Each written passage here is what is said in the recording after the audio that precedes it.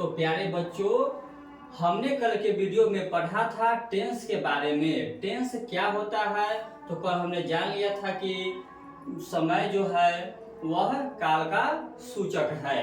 तो उस कड़ी में हम लोग अब पढ़ेंगे प्रेजेंट, पास्ट और फ्यूचर के चार अलग अलग प्रकार होते हैं उसके बारे में।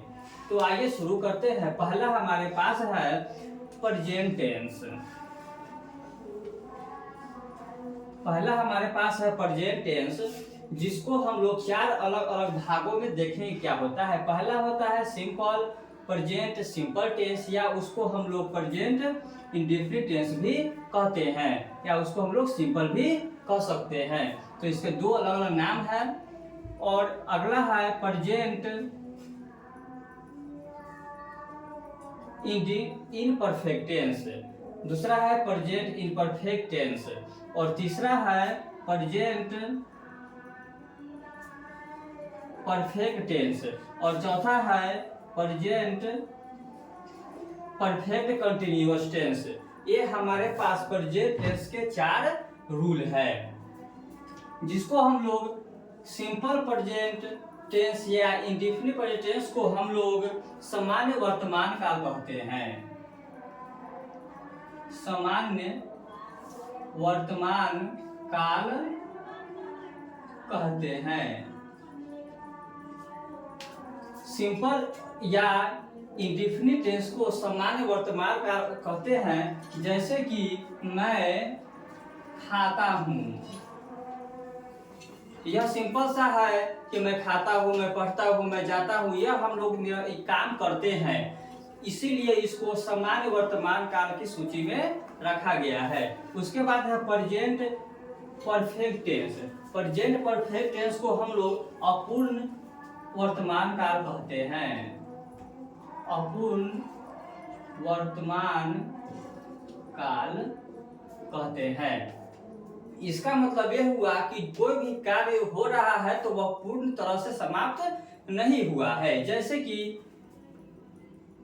राम जा रहा है, मैं खा रहा हूं, सीता गा रही है।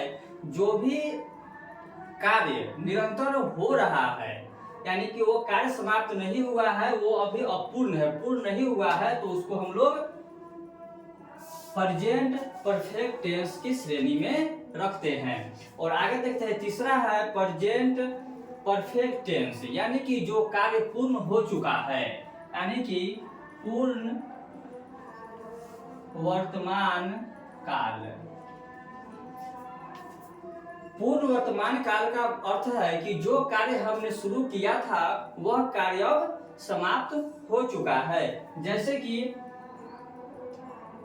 वह जा चुका है, मैं खा चुका हूं, सीता पढ़ चुकी है। इस तरह से जब कोई भी वाक्य आता है जो समाप्त हो चुका है, उसको हम लोग प्रेजेंट परफेक्ट टेंस में रखते हैं, यानी कि वह परफेक्ट तरीके से वह कार्य को समाप्त कर दिया गया। चौथा है present perfect continuous tense. Continuous में हम जानते हैं कि निरंतर होता है, यानी कि लगातार होता है। यानी इसका अर्थ होता है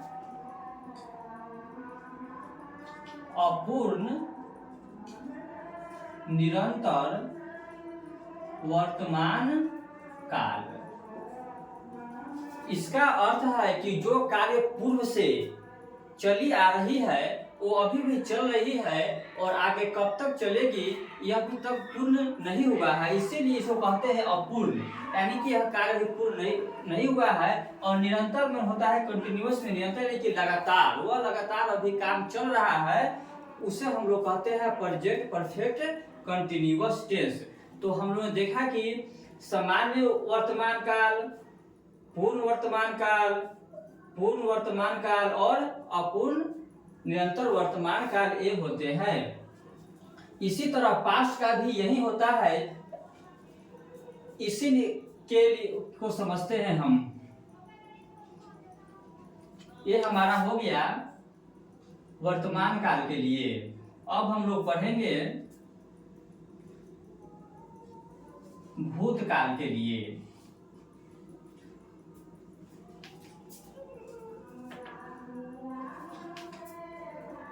इसी चारों को तीन अलग अलग टेंसों में रखा जाता है। जैसे कि ये प्रेजेंट के हम लोग चारों ने पढ़ लिया, अब इसी में पास्ट,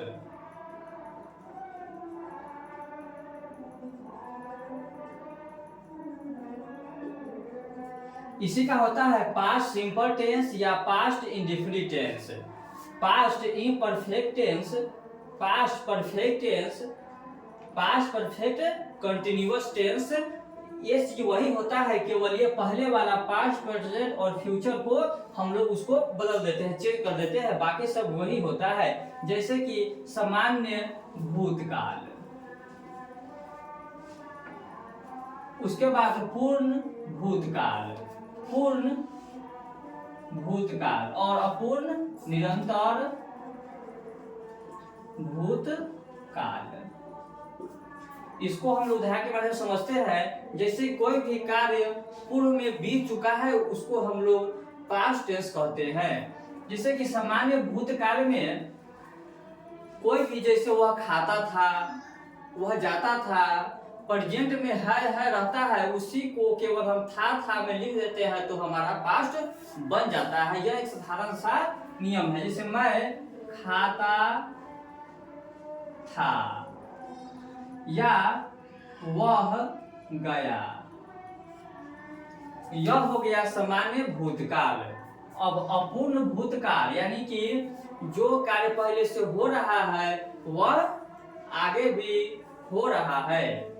जैसे कि राम खा रहा था, यह कार्य भी समाप्त नहीं हुआ है क्योंकि यह पास्ट टेंस में है, जो समय बीत चुका है। पहले राम खा रहा था यानी कि मैं वहां गया उसके घर, तो वहां पर देखा कि राम खाना खा रहा है, तो मैंने यहाँ आकर उसके पीठ पीछे ना, एक सुबह पीठ पीछे हम लोगों ने बोल दिया कि राम खा रहा था। जो वह कार्य कर रहा था वह अभी कर ही रहा है।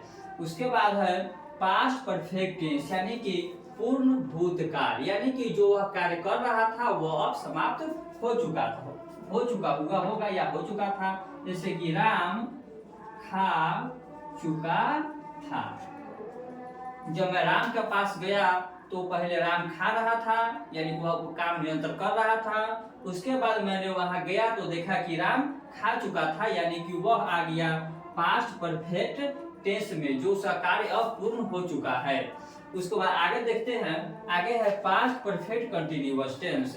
जैसे कि हमारे पास है एक उदाहरण है, राम खा रहा है, राम खा रहा था, राम खा चुका है। इसी को आगे लेते हैं कि राम खाता रहा था। तो हम लोगों ने देखा कि राम क्या कर रहा है, जो राम पहले से जो कार्य कर रहा था वह अभी भी कर रहा है और आगे भी करेगा। इसका मतलब हुआ कि वह पास्ट परफेक्ट कंटिन्यूअस टेंस में वह उसको हम लोग रखेंगे। इस तरह से हम लोगों ने प्रेजेंट और पास्ट को समझा और आगे देखते हैं, आगे हम लोग इसी तरह फ्यूचर टेंस को भी समझेंगे।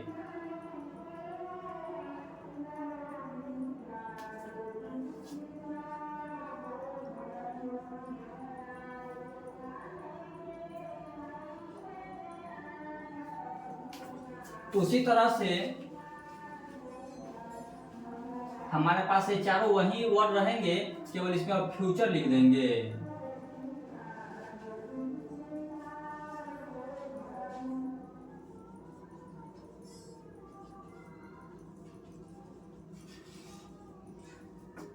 तो हम लोग देखा कि ये तीनों टेंस में यही चीज रहता है, केवल हम लोग यहाँ पर पास्ट, प्रेजेंट और फ्यूचर को अलग अलग लिख के इसको हम लोग बनाते हैं। जैसे कि हमारे पास है फ्यूचर सिंपल टेंस, या इसको हम लोग कह सकते हैं फ्यूचर इंडेफिनिट टेंस। इसका मतलब होता है कि सामान्य भविष्य काल।